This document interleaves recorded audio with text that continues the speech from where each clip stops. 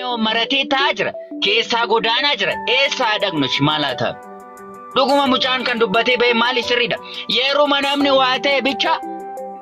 Gasir waa godhanne tu dhufne intini gadda guyyaa tokkoof torbee tokkoof follow team barbaacha. Asirra baane walitti. Profile irra godhanne shama gadda maal la fayyada kun maal fayyada haadha koo qalamteef. Obboleessa koo qalammeef obboleettii koo qalamteef maal fayyadame maal bu'aa buusu.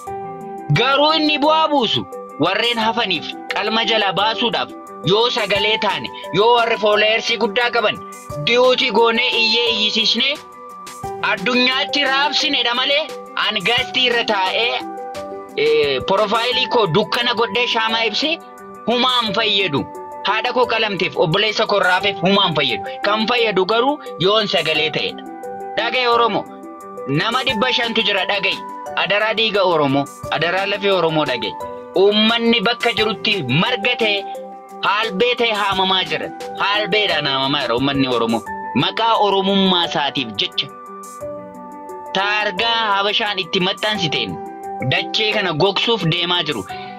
Teessoo isaa ho'ifatee taa'uuf jecha uummata Oromoo irratti labsiisee buqqisiisee duguugsisaa jira dachee kanarraa. Maqaa mootummaa Oromoo jedhuun maqaa teessoo Oromoo jedhee Oromummaadhaan bahee jiruuf Oromoon duguuggamaa jira. Oromoon itti wareegamaa jira. Oromoon dacheerraa dhabamaa jira. Teessoo ifatee taa'uuf jecha.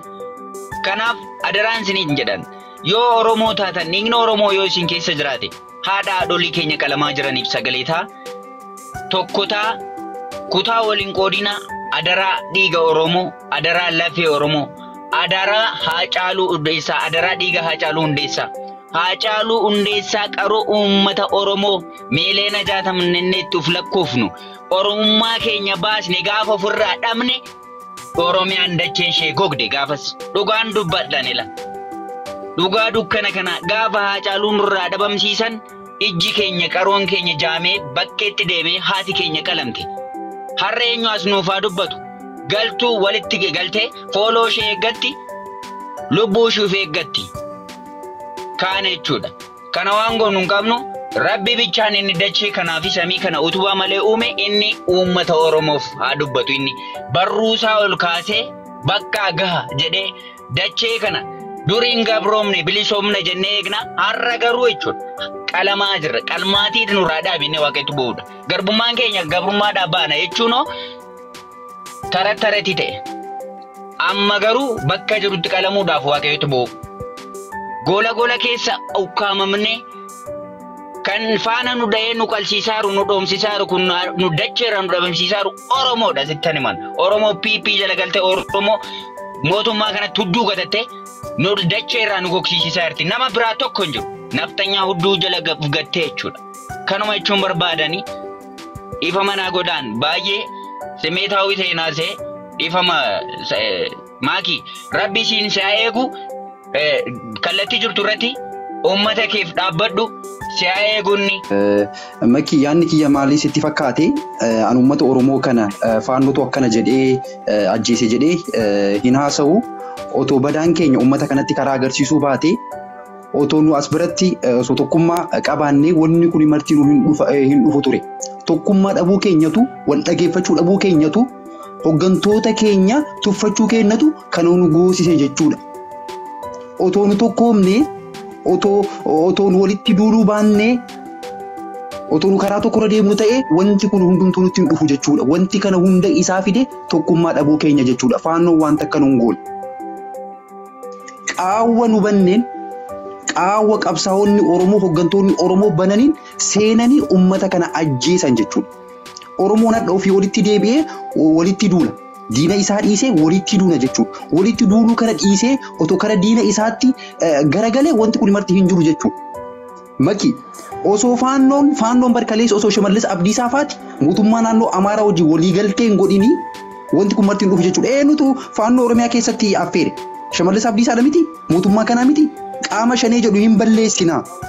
Akka wayyaanee daaraa goonetti shaneellee Wallagga keessaa hin balleessina jedhee mootummaa kana wajjin agriimentii ka uume mootummaa naannoo Oromiyaati. kaleessa oyta isaan waan kana waliin mallatteessan lakki wanti kun sirrii miti jennee otoo mormine har'a wanti kun marti hin dhufu jechuudha. Kun hundumtuu wanti godhameef sababa keenya jechuudha. Otoo nu tokkummaa qabaanne otoo nu daangaa keenya kabachiisne amaarri onnee hin qabdu Oromoo ajjeesuu hin dandeettu. Qawween kun karaa uummata Oromootitti dhugahuu hin danda'u jechuudha. Qaawwa nu banneeni qaawwa qabsaa'onni keenya bananiin wanni kun hundumtuu har'a dhufe jechuudha. Amma wanti na ajaa'ibu qawween uummata Oromoo ajjeesu qawween haadholii uummata Oromoo ajjeesu diinan ajjeesu. Poolisiin Oromiyaa akkasitti hidhatee uummata kana reebaa jiru, ajjeesaa jiru, saamaa jiru, diina yoo ajjeese maal qaba? Wal gahanii sirbuu dhiichisuun alatti daangaa Oromoo yoo kabachiisan maaltu irraa bade? Du'aatii uummata Oromoo kan eenyuun bulchaa amma aangoorra jiru kun yoo daangaa Oromoo kan kabachiisne taate, yoo du'aatii uummata Oromoo kana kan dhaabsisne taate na amana uummata koonti Oromoof bu'aa buusan takka illee hin jiru jechuudha. Makii iddoo galatoomi carraan afiniitiif.